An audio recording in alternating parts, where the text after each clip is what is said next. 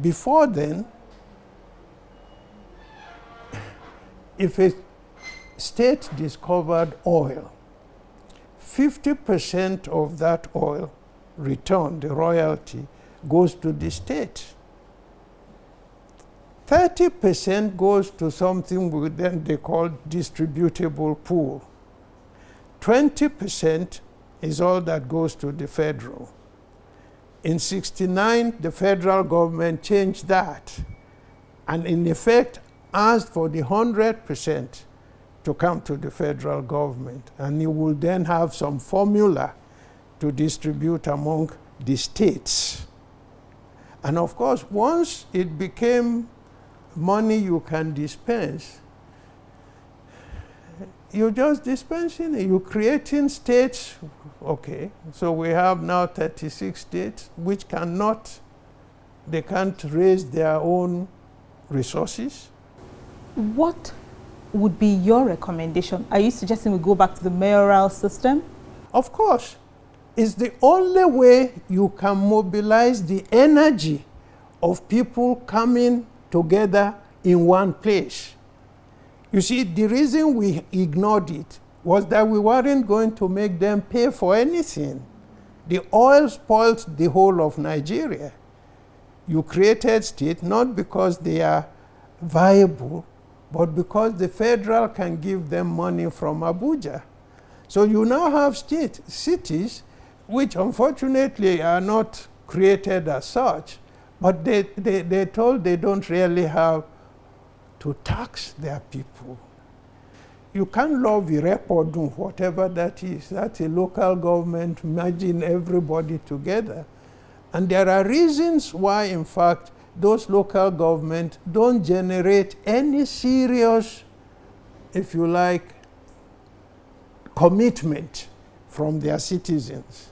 But the real issue is that we now have cities in which the citizens have been encouraged to be irresponsible. Because to be a citizen of any town, of any country, is to be ready to pay your tax. But when you pay your tax, you want to see what it is used for.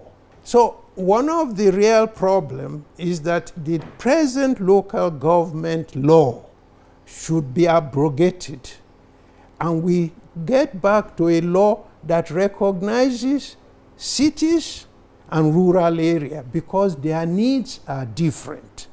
Talking about cities, yeah. It's been postulated that by 2030, more than half of Nigeria's population will be living in the cities. Is it possible to stop this migration? No, but what is the migration telling you? You see, in development, there are trajectories countries take on. As we're developing, remember, we don't grow food in the urban area. We grow food in the rural area. But as technology improves, as organization improves, we don't need the same number of people to produce a given amount of food. So if in fact we were developing properly, people would leave the rural area because its productivity has risen and move to the city.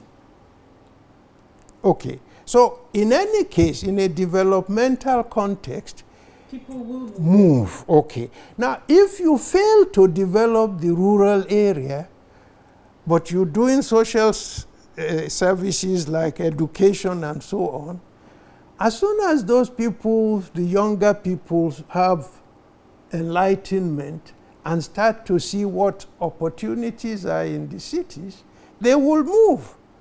So whether you develop the rural area or you don't, people will move.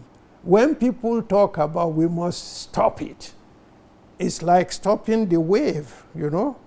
You go to the street and say you want to stop the tide when it must come. It's impossible.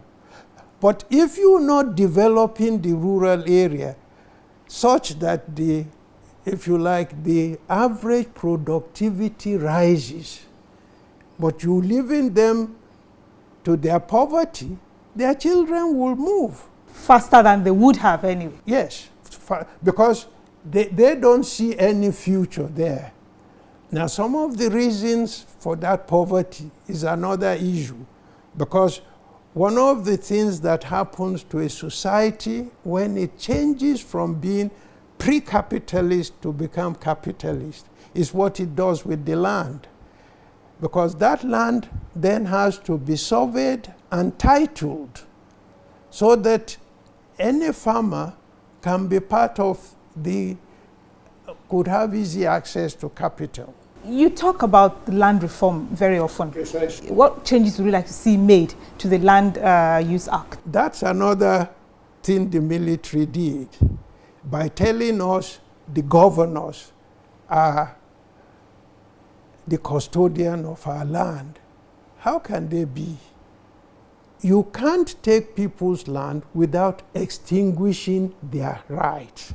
Now, that right, you have a responsibility to survey their land, give them title to it, so that when they want to develop their economic power, they can go to any finance institution and say, this is my collateral.